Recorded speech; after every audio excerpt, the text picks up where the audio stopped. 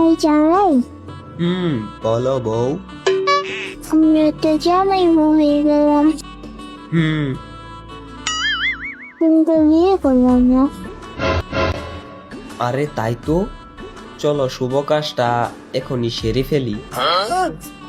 আচ্ছা চলো চলো। অসংখ্য screenshot, call record, romantic pic, like comment সাক্ষী রাখিয়া 101টা ভবিষ্যতের কিউট বাচ্চার বাবা ধৈর্য করিয়া আপনি কি বিয়াতে রাজি? বলেন মা কবুল। কুত্তা, আমার কি তার বাপের সাথে বিয়ে দিতে শেষ? না বলিস কেন?